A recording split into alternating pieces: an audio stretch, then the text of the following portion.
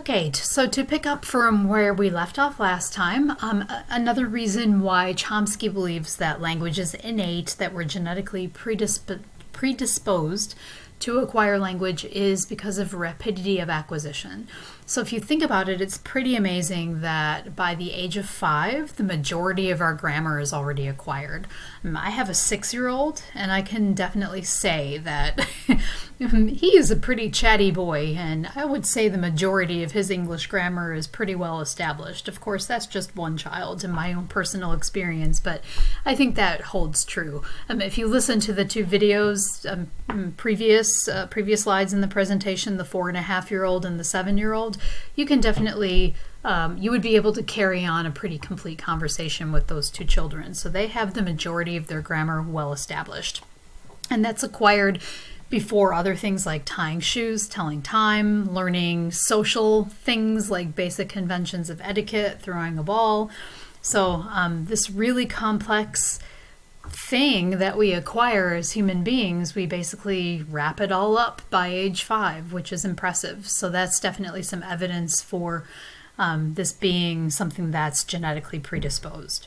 Think about how difficult it is to learn a second language. Half of all U.S. high school students study a foreign language, but very few can actually use it. And I think we've all had that experience at some time or another, unless you're actually immersed or you make this really major effort to, study the language for hours a day. It's really tough to be fluent in a second language. So all of that suggests that we have this genetic predisposition that begins to fall off around the onset of puberty, so about 12 years old or so. There's a really good explanation of that, what we call the critical period hypothesis, that you can see at this link. Hopefully it pops up here in a second. From the British Council. So as it explains to us there, the critical period hypothesis says that there's a period of growth in which full native competence is possible when acquiring a language, and that's from early childhood to about the onset of adolescence. It's not universally accepted. There are probably some exceptions to that rule, people who still learn a language very well after the age of 12 or 13. But I think from what I've seen in my personal experience, I think it's pretty true. And even my siblings are a good example of that. They were all born in England and lived there until my sister was about 11 when my parents moved to the United States. And she basically, even though she was 11 and came to the U.S. with a British accent, she still lost that accent pretty quickly. She hadn't really reached puberty yet. I bet if she had come here a year or 2 years later, she may have retained some of that British accent that she came here with. So it's an interesting thing to think about. So children can learn 2 languages at the same time with relative ease, but adults definitely have a harder time doing this. It could be due to the critical period. My children are both in a language immersion program in elementary school, and I think they definitely absorb that very well at this age, from the K-5 to 5th grade age. So it's a great advantage for them to be able to do that. And a really great example, as you might have already seen from, if you've worked on the Module 7 application, if you happen to choose the option of watching the short documentary Genie, this is a really good piece of evidence that shows what happens when you're not exposed to language in early childhood. It's very likely you're not going to acquire it. Okay, so another reason that Chomsky believes, or the nativists along with Chomsky believe that language is something that we're genetically predisposed to acquire, is that a lot of languages have very similar features. They might not seem like it on the surface, but they really do. English and Mandarin Chinese seem like really different languages, but maybe they share some characteristics. So if we take a quick peek at this link right here, as it shows us about Mandarin word order, Mandarin Chinese word order is similar to English in a lot of ways. The basic word order that we already learned a long time ago, SVO, subject, verb, object, is the same as it is in English. Of course, there are going to be differences, but that's one really major way that English and Chinese are the same, which is, you might not think of it that way. Grammars of all languages can be characterized in terms of 4 components, and those would be semantics, syntax, morphology, and phonology. These are the language universals. They're like the fields of linguistics that we spent most of our semester studying. Each is organized with the same types of categories and rules. And it could be that linguists are using the same tools to analyze any language and they're finding what they're looking for, but similarities are still there, regardless of that. Some examples of similarities: all languages have at least one voiceless stop, like p, t, k, but not all have a voiced stop, like b, d, g. So we all have voiceless stops, no matter what language we speak. If a language inflects for gender, it always inflects for number too, not the other way around. So Spanish might be a good example of that. If a language moves WH items, it moves them leftward and never right. So if you have a statement and you form a question with that statement, if I say, I want that, and I form a question, what do I want? The WH always moves to the left to form that question. The vast majority of languages put the subject before the object, so we see SVO languages, SOV languages, but not so many VSO.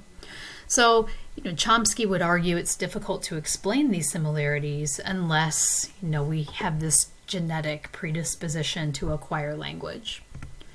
And it goes independent of instruction, so children acquire most of their language before they even attend school. And so, teachers, parents, they have this influence, and they expose children to language at a young age, but basically they've got most of it in place before they ever go to school and have a teacher teach them grammar rules. And if you looked at those two sentences in italics, Bob proved that he is incompetent, Bob proved him to be incompetent. Would a child be able to understand the difference in meaning? They probably would by the age of 5, 6, 7 years old. So how does this happen if, it isn't genetically predisposed?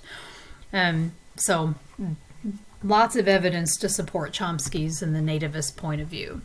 And one last category here is that acquisition is separate from intelligence and motivation. So even, a child with an IQ of 70 or a child with Down syndrome learns language. No one has to teach them with flashcards. They just learn it from exposure. And it has nothing to do with motivation either. Children acquire it without even trying or caring about it, unlike a foreign language class for a lot of people. And it's impossible to interrupt or delay it except in extreme cases like Genie, if you happen to watch that video for the Module 7 application.